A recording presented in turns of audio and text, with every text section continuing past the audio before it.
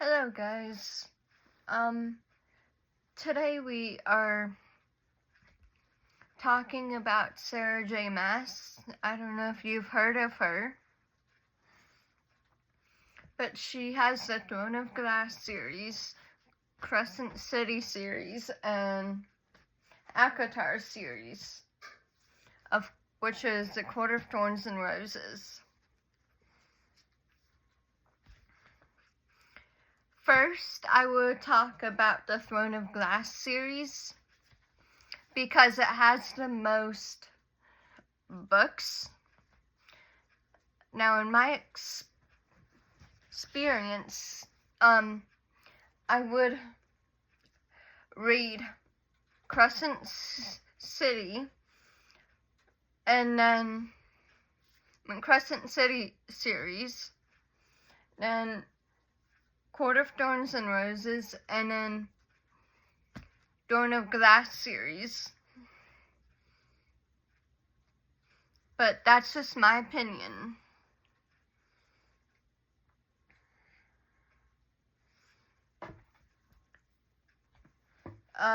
This is Throne of Glass. Throne of Glass series has 8 books in the series. 7 if you do not read The Assassin's Blade, which you technically don't need to read The Assassin's Blade, but it gives more background on the main character. It's just it's a collection of 5 novellas, which gets throughout the whole series. Now, the first book is Throne of Glass.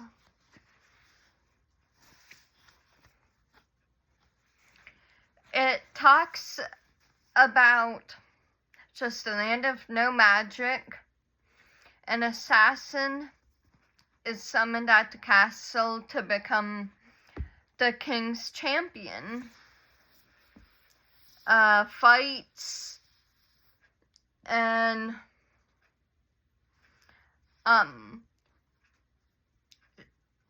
just, I'm not going to give a whole lot if you haven't read the series. But this is the first book. Now, the second book is Crown of Midnight. It involves Selena Sardofian, which is the main character. She,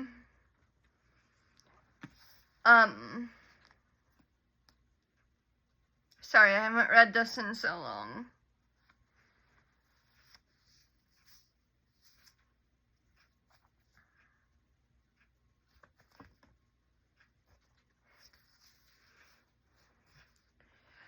She goes into battles for the king, and it goes on for a little bit.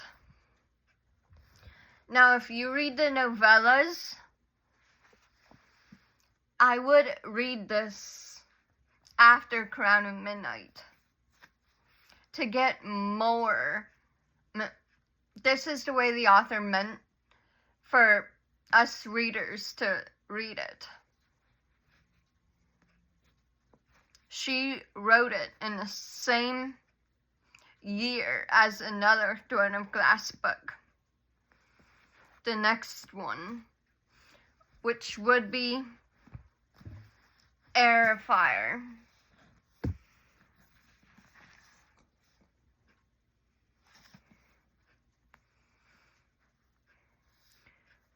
And just, there's a bunch of, I don't want to say different point of views, but there is different point of views in this book, along with Queen of Shadows.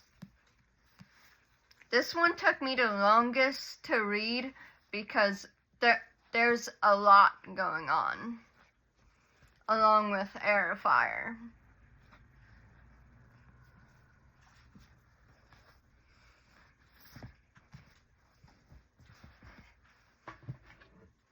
And these next two books are tandem reads. Empire of Storms and Tower of Dawn. These are tandem reads. This is just a tandem read where just one of the characters go from book to book, and it's just best to follow them. Follow the tandem read. If you don't, you would get, this would be the first book to read. If you do not follow the tandem, and then this would be the second, Tower of Dawn. If you read Empire Storms first, you would get confused with Tower when reading Tower of Dawn. So I just suggest that you do this a tandem read, so it makes more sense. In the future, you will get it.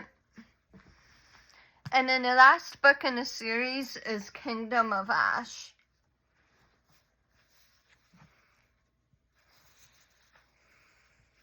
which follows the main character, a queen or a princess. Whatever you want to take a guess as, I'm not actually giving stuff out. If it's a queen or a princess, I'm just giving that much out. You guys take a guess on what you want, what you're thinking. Next series is Crescent City.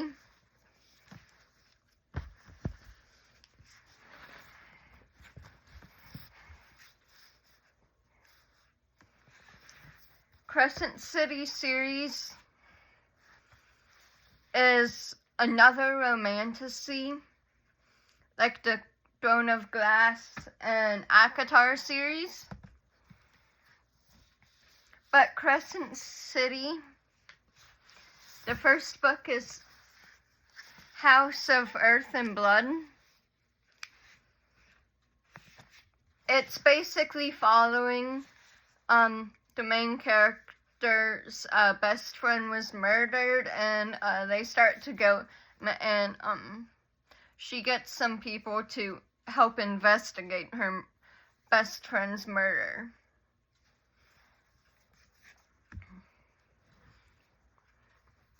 Second book, House of Sky and Breath. I do like these dust jackets though.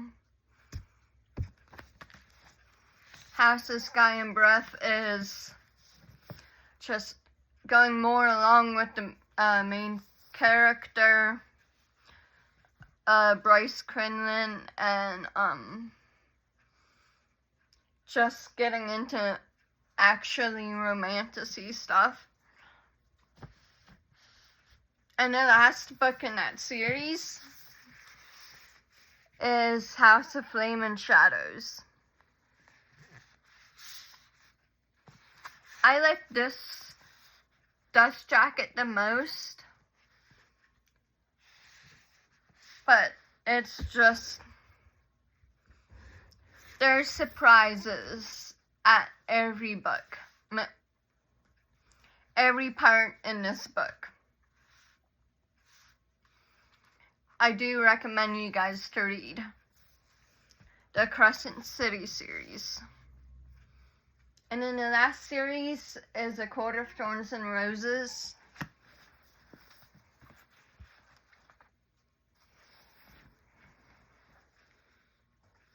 It starts off with someone helping her, trying to help her family by hunting. She thought it was a wolf, but it was a Fey warrior, and it's normally punishable by death. But somebody came, a Fey warrior, came in to their house, and instead of actually killing her, he gives her the rest of her life living with living with High Fae.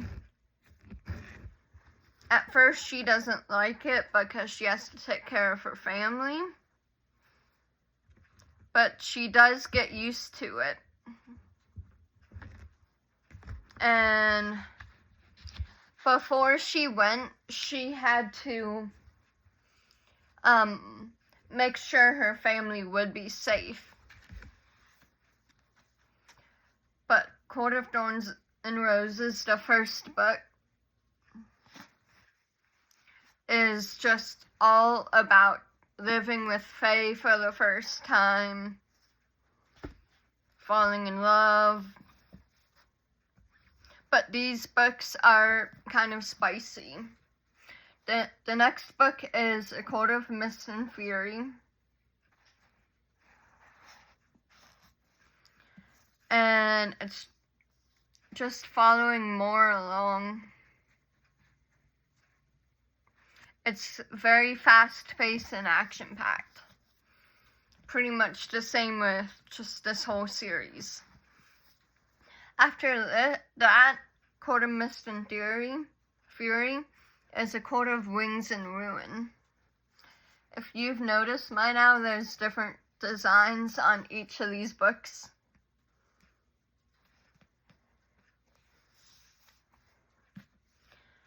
And the book after that is A Court of Frost and Starlight.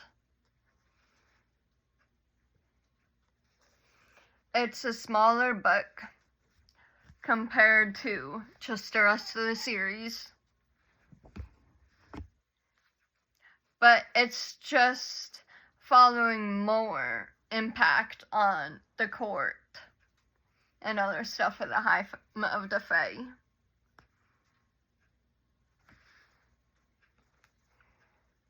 The last book in this series is A Court of Silver Flames.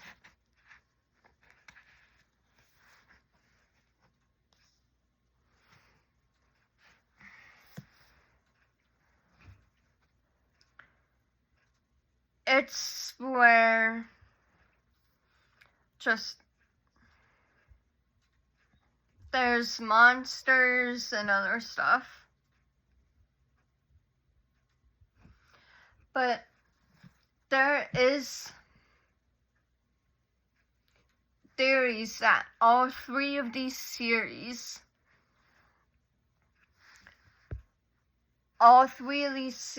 just